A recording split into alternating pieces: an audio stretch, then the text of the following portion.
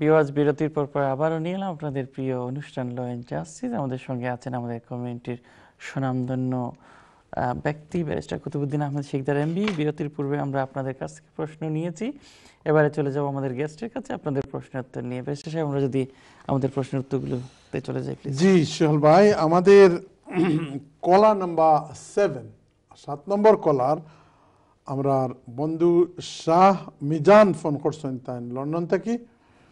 আপনি কইরা আইছেন, আপনি মিজান সাহেব 2009 সালে ওয়ার্কিং হলিডে ভিসা নিয়ে আপনি এই দেশে আইছেন। আওয়ার পরে খামো 2 বছরের লাগি ভিসা নিয়ে আইসলা, পরে থাকছেন না, দরা খাইছেন, একবার ছুটছেন, আবার দরা খাইছেন, তো অ্যারেস্ট হইছেন, জুডিশিয়াল রিভিউ করিয়া আপনি বার হইছেন। এখন আপনি চাইনইনও যাইরা না। 2009 সালে আমার উপস্থাপক, আমার প্রেজেন্টার ভাই সোহেল ভাই জিকাইছেন আপনারে বিয়া শাদী করছেন নি, বলে আপনি বিয়া শাদীও করছেন না। তো বিয়া শাদীও করছেন না, এখন 2009 সালে আইছেন। বারিস্টার সাহেব, আমি ওদের সাথে থাকতাম, চাই কিলা থাকতাম। শুনেন, আমি ছোট্ট এক ঘটনা কই হিয়ারিং কর। আপনার লাখান ওলা 9-10 বছর থাকরা একজন মানুষের ছুটানি লাগি আমি কোর্টে গেছি। কোর্টে যাওয়ার বাদে আমরা অনেক টেকটিক্স ইউজ করি জজ সাহেবরে কনভিন্স করার লাগি। ইংরেজিতে একটা কথা আছে, when all else fails try some convincing। সব কিছু যে সময় ফেল হয়ে যায়, আইন কানুন সবটা, তখন ফিট আতাইয়া, মাথা আতাইয়া, হাত খসলাইয়া দেখো মানাইয়া কোনো কিছু উসল করতে পারি। তো জজ সাহেবরে কইলাম, মাননীয় আদালত, আমার ক্লায়েন্ট তো অতদিন তরি ওখানে আছে, আমার স্বামী যান, এই দেশের দিন একটা কাপড় পিনতইন, এইটার উপরে একটা ট্যাক্স চায়, ট্যাক্স দিয়া যাইরা। এক গ্লাস পানি খাইলে পানির মাঝে ট্যাক্স দিয়া যাইরা। এই রানীর দেশ, কুইন এলিজাবেথর দেশ, এই দেশে তাই ছোটবেলা থেকে খুব বেশি বালা পাইন। মাননীয় আদালত, কোনো মতে আপনার ডিসক্রেশন, আপনার দয়া দিয়া এন্ডে সারিয়া দেওয়া যায়নি। তো জজ সাহেব জিকায়, okay mister Sikdar, answer a question. বলে কিতা মাননীয়, কি মাননীয় আদালত? বলে তুমি খোলা গাছ দেখছো নি? কোর্টে আইলাম, স্বামী জানরে ছুটাইয়া নিতাম করিয়া, আর জজ সাহেবে হয় খোলা গাছ দেখছো নি? কোর্টে গিয়ালে জজ সাহেবে যেখান হয় ওখানে yes sir, yes my lord হইতে হয়। বললাম ইয়েস মাই লর্ড, ইয়েস খোলা, I've seen banana trees, so many banana trees our country Bangladesh. ফুকরির গাছও আছে, ফুকরির গাছও আছে, বাড়ির সিফাত আছে, সবখানে খোলা গাছ। তুমি যদি আজকে জজ সাহেবে কর, আজকে একটা খোলা গাছ শুরু খাইল গিয়া একটা উঠাইতে পারবাইনি? বলে জি হয়, ফারা যাইব, আজকে রইলে কালকে তোলা যাইব। বলে 2 বছর বাদে যদি গিয়াসা উঠাইতে তে পারবাইনি? বলে জি না, একটা পারবা কিলা? বলে কারণ এটা তো জড়ুর দিলাইব, ডেমডুম দিলাইব, এটা তোলা যাইতো না, তো টান নিয়ে তুলবা কিলা?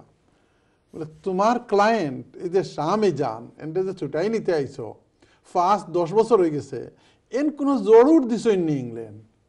মাননীয় আদালত, আই ডোন্ট আন্ডারস্ট্যান্ড, মানুষে আবার জড় কিলা? বলে এই যে গাছ একটা, এই গাছ একটা যেটা জড় নাই, এই জড় তৈল হেজি গোটে ওয়াইফ, তার কোনো ওয়াইফ আছে, কোনো ফিয়ান্সি আছে, কোনো ফুয়া আছে, কোনো ফুডি আছে? বলে জি না হুজুর, কিন্তু কোনটা নাই, স্বামী জানোর। বলে এই গাছ, যে গাছের কোনো জড় নাই, একটার যদি তোড়া একটু তুফান আনে তা ঠাস করে ফুটি যাব গিয়া। কথাটা বুঝছেন নাকি তা কইয়া? এখন যদি এই দেশে থাকতে হয়, ডাইরেক্টলি আর কোনো কিছু কইলাম না, জড় বা ডেমডুমর বন্দোবস্ত করকা। Thank you very much. Did I make it clear? জি প্লিজ, নেক্সট। ওকে, কলা নাম্বার, এক্সকিউজ মি, কলা নাম্বার 8 আমাদের সিস্টার আয়েশা আক্তার, আপনি ফোন করেছেন রে বোন। আপনি এই দেশে এসেছেন 2013 সালে, স্টুডেন্ট হয়ে এসেছেন। আপনাকে জিজ্ঞেস করেছি আগে কোনো বিয়ে করেছিলেন না, বিয়ে করেন নাই। এখানে আসার পর আপনি একটা ব্রিটিশ পাসপোর্টধারীকে বিয়ে করেছেন। তো বিয়ে করার পরে আইন সবার সমান, চামড়া কালো সাদা এগুলোর কোনো ব্যাপার না। আপনি বারবার বলতেছেন আপনি ইংলিশ বিয়ে করেছেন, ইংলিশ বিয়ে করে খুব নাম করেছেন, তা হয় নাই। বিয়ে করেছেন বাংলাদেশে যদি ব্রিটিশ হয় যে আইন, আপনি সাদা একটা লোককে যদি বিয়ে করেন সেই আইন। আপনি বুঝতে পারছি আমাদেরকে বলতেছেন যে আপনি বাহ করেছেন, সাদা একজনকে বিয়ে করেছেন, এমন কিছু না রে বোন। এখন আইনের কথায় আসা যাক। আপনি বিয়ে করেছেন, আপনার এক বাচ্চা হয়েছে, বাচ্চা ব্রিটিশ, আপনি অ্যাপ্লাই করেছেন, এরা দেয় নাই, নেওয়ার পরে আপিল করেছেন, আপিলও ডিসমিস হয়েছে, আপনার হাজব্যান্ডকে বলছে আপনার হাজব্যান্ডের টাকা কম, কোর্ট বলছে আপনি বাংলাদেশে পাঠিয়ে দেন, ওখান থেকে নিয়ে আসেন। এটা তো ক্যাচ 22 সিচুয়েশন। আপনাকে বাংলাদেশে পাঠিয়ে দিলে উনি 18,600 মিট করতে পারবেন না, কিভাবে নিয়ে আসবে? কথাটা বুঝছেন? তো এখন আপনি করবেন কি, এটাকে বলে EX1। আমি নেক্সট কলারে যাব। EX1 না, আপনারটা হবে EX2 হবে। EX2 তে আপনি ভালো লয়ারের কাছে গিয়ে একটু একটা অ্যাপ্লিকেশন করেন, ভালো লয়ারের কাছে গিয়ে। শুধু দেন আমি বাই বার্থ ব্রিটিশ আর আমি সাদা, আমার চুল লাল আর আমি সাদা চামড়া হয়ে গেলে আইনে এদেশে দেখবে নো। এই দেশের নাম গ্রেট ব্রিটেন। এরা গ্রেট চায়নার থেকে সাইজে ছোট, কানাডার থেকে সাইজের ছোট, ফ্রান্স থেকে সাইজের ছোট, জার্মানি থেকে সাইজের ছোট, আমেরিকা থেকে সাইজের ছোট, ব্রাজিল থেকে সাইজের ছোট। তারপরেও এটাকে গ্রেট কেন বলা হয়? This is the country, great Britain is rule of law আছে এখানে, রুল অফ ল আছে, আইনের শাসন।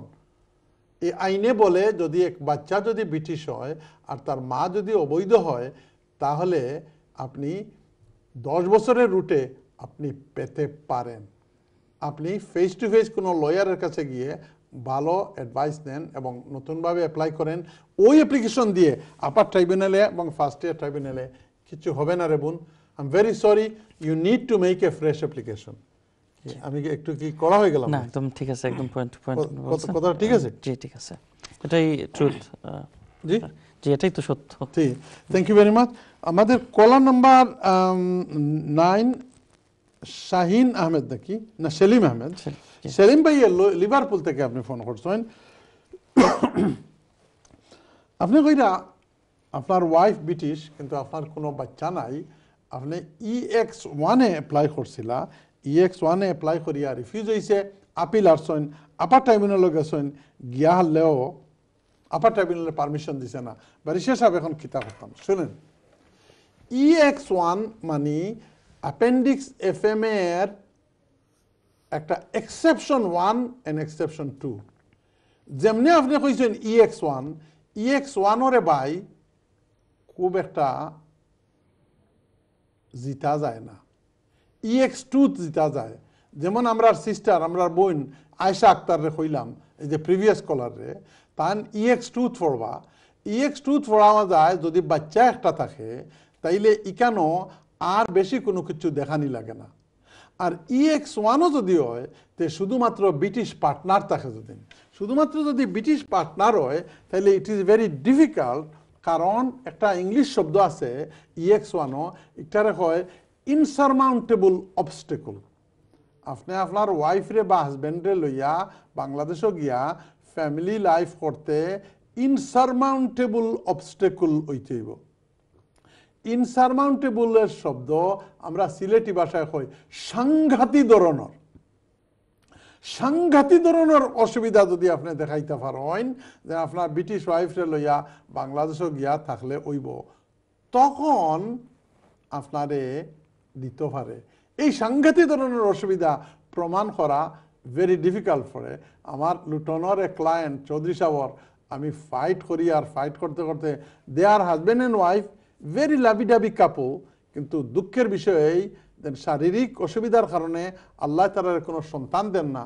সন্তান দিলে আমরা EX2 চলাইতাম পারলাম মানে, কিন্তু EX2 is easier, EX1 is harder. কথাটা বুঝছেন? আপনি এখন what you should do, you should pack up all the papers and go to some competent lawyers and গিয়া একজন, দুইজন, তিনজন লয়ারের কাছ থেকে অ্যাডভাইস নিবা। অ্যাডভাইস নেওয়ার বাদে আল্লাহরে কইবা, ইয়া আল্লাহ হেল্প মি, তুমি আমার দিলের মাঝে ফালাই দাও, গুড ডেজ আর কামিং। আপনি চিন্তা করেন না জানো, লিভারপুল ও বালা লয়ার আসেন, ম্যানচেস্টার আসেন, বার্মিংহাম আসেন, আর লন্ডন তো আর আসেন।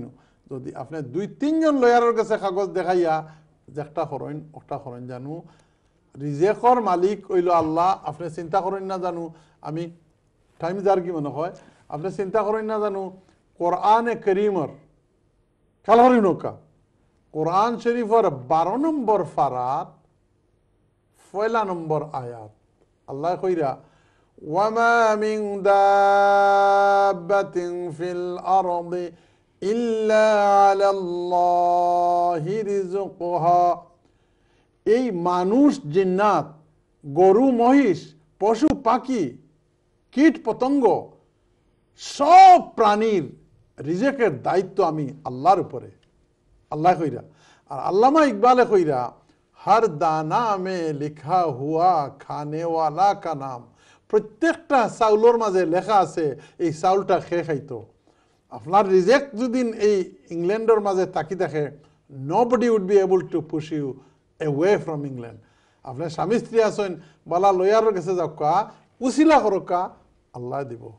Thank you for allowing me to say something. অনেক ধন্যবাদ দিচ্ছি ভাই সাহেব, খুব সুন্দর করে আসলে আমি এই প্রশ্নের উত্তরের সাথে ক্লোজিং রিমার্কসও হয়ে গেছে, আমাদের ভালো লেগেছে। Thank you so much. আপনি খুব সুন্দর কথা বলতে পারেন। আসলে আমার সময় থাকলে কিন্তু আমি আপনার পাশে বসে অনেক সময় দিতাম আপনাকে কথা বলার জন্য, কিন্তু দুঃখিত আজকের মতো আর দিতে পারছি না। দর্শক মণ্ডলী, আমি আসলে অত্যন্ত দুঃখ প্রকাশ করছি যে আপনারা যারা লাইনে আছেন তাদের আর কারো কল নিতে পারছি না। আপনারা যারা আজকে কল করেছেন, আশা করছি আগামী বুধবারে আপনারা তাড়াতাড়ি সবাই 8টা হতেই ফোন করবেন এবং আপনাদের সঙ্গে কথা বলবো এবং বলবেন যে আপনারা গত সপ্তাহে কল করেছিলেন, তখন আমি খুশি হব। যাই হোক দর্শক মণ্ডলী, আর কথা বাড়াচ্ছি না, আমি আজকের মতো বিদায় নিব। আপনারা আমাদের অনুষ্ঠান আগামীকালকে 12:30 থেকে রিপিট যাবে এবং আপনারা যদি আজকের অনুষ্ঠান যে কোনো অনুষ্ঠান দেখতে চান, আমাদের ইউটিউবে যদি আপনারা ল অ্যান্ড জাস্টিস দিয়ে এবং এই ডেটটা দিবেন, যেমন আজকে 25 তারিখ আছে, ল অ্যান্ড জাস্টিস দিলেন আপনি, দিয়ে 25 তারিখ দিলেন, 25 তারিখের ডেট, তখন আমাদের অনুষ্ঠান দেখতে পারবেন। আপনাদের ভালো লাগলে আপনারা জানাবেন, আমরা খুশি হব এবং ইন্সপায়ার্ড হব। আজকের মতো বিদায় নিচ্ছি। ভালো থাকবেন, সুন্দর থাকবেন এবং সুস্থ থাকবেন। আল্লাহ হাফেজ।